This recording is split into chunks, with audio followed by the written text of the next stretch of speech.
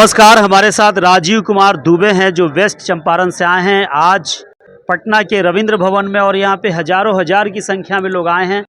आज हम लोग इस एसोसिएशन के बैनर तले जो सम्मानित हुए हैं, यह हम लोगों के लिए सौभाग्य की बात है और इसका श्रेय हमारे राष्ट्रीय अध्यक्ष श्री समाइल अहमद साहब को जाता है कि हम प्राइवेट स्कूल वालों को भी एक छत के नीचे लाकर और हमें सम्मानित कर हमें गौरवान्वित होने का अवसर देते हैं। समाइल अहमद हर प्रतिवर्ष करते हैं टीचर्स एसोसिएशन। यह लगातार 2012 से यह जारी है और हर साल उस शिक्षक दिवस के अवसर पर हम लोगों को सम्मानित करते हैं। लाख कुछ भी हम लोग अच्छा काम करें, सरकार के नज़रों में जब हम लोग नहीं हैं तो हमारे लिए राष्ट्रीय अध्यक्ष समाइल अहमद ही हमारे लिए सरकार है।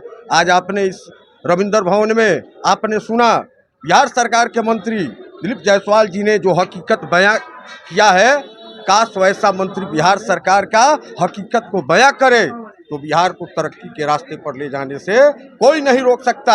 उनके बातों को सुनने के बाद हम सभी शिक्षकों ने कसम खाया है कि उन्होंने जो वादा किया अगर उस पर वो अमल करते हैं तो हम लोग शिक्षा के क्षेत्र में बिहार को आसमान की ऊंचाइयों तक ले जाएंगे। आपके स्कूल का नाम क्या है सर? मेरे विद्यालय का नाम सरस्वती शिक्षा निकेतन नरकटियागंज के शेरवा डेकाहुआ में स्थित है। कितने बच्चे हैं वहाँ? जी, कितने बच्चे हैं वहाँ? मेरे यहाँ 700 बच्चे हैं। अच्छा, ये बताइए, प्राइवेट स्कूलों में सरकार के द्वारा किसी तरह का कोई प्रेफरेंस मिलता है या नहीं मिलता है, या मिलना चाहिए या नहीं मिलना चाहिए? सरकार को पेमेंट तो देना दूर, हम लोग से सरकार ने अपनी नीतियों में बांध करके और जो हमसे वादा की थी उसको भी हम लोगों के कोरोना जैसे महामुश्किल में नहीं दिया।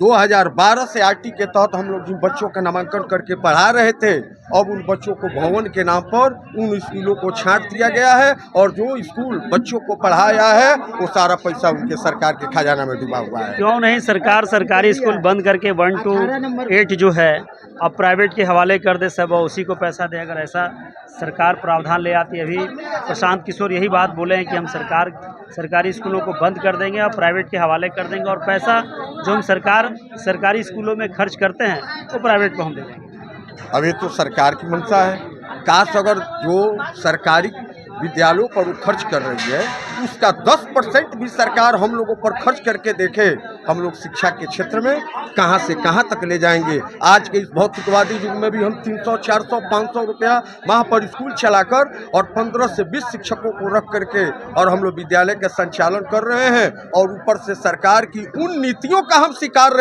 हो रहे हैं जो स्वयं उसके यहाँ नहीं है। शिक्षा में हमारे लिए पक्का भवन चाहिए, बिल्डिंग चाहिए, और सरकारी भवनों में जो है पूरे डांड बराबर पानी बह रहा है, तो आप उसकी नीतियों का क्या कारण? हमारे साथ विकास मिश्रा। जैसे मैं पश्चिम चंपारण के नरकटियागंज से हूँ। वहाँ नरकटियागंज के ब्लॉक में एक छोटा सा गांव है केहुनिया, वहाँ पे मेरा विद्यालय चलता है एसएन इंटरनेशनल स्कूल के नाम से, रजिस्टर्ड विद्यालय है। सरकार की जितनी नीतियाँ हैं प्राइवेट स्कूलों के लिए केवल शोषण करने का, वही नीति जब अपने सरकारी स्कूलों में जाती हैं गवर्नमेंट, वही ना जाता है तो सब कुछ फिसड्डी साबित हो जाता है। प्राइवेट स्कूल में जहाँ पे 1 रुपये का अनुदान नहीं देती है सरकार, वहाँ पर 17 नियम कानून है विद्यालय चलाने के लिए।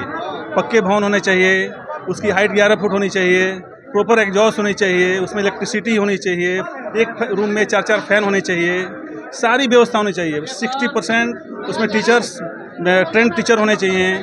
लेकिन अब जब आरटी की बात होती है, जो हमारा अधिकार बनता है, तो वहाँ पैसा ही नहीं है गवर्नमेंट के पास, वो पैसा नहीं मिल रहा है।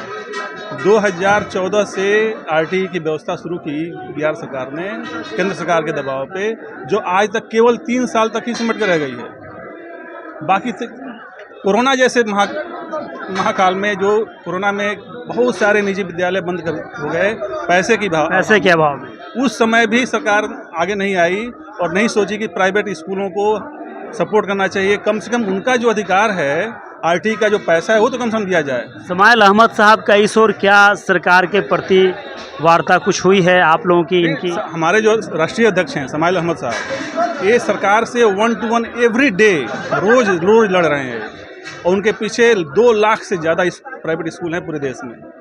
बिहार में कम से कम 25,000 से ज़्यादा स्कूल जो प्राइवेट स्कूल हैं वो समाइल साहब के पीछे हैं। आप आज रविंद्र भवन में देख रहे हैं एक बहुत कम लोगों को बुलाया गया है। यहाँ पे स्पेस नहीं है। जितने लोगों को बुलाया गया है, जिन लोगों को बुलाया गया बापू था, सभागार जैसा स्पेस हाँ, चाहिए। अरे आपको मैं विश्वास दिलाता हूँ, गांधी मैदान छोटा पड़ जाएगा। गांधी मैदान छोटा पड़ जाएगा। इतना मेरे जिले में 1000 से ज़्यादा स्कूल हैं। आए कितने हैं?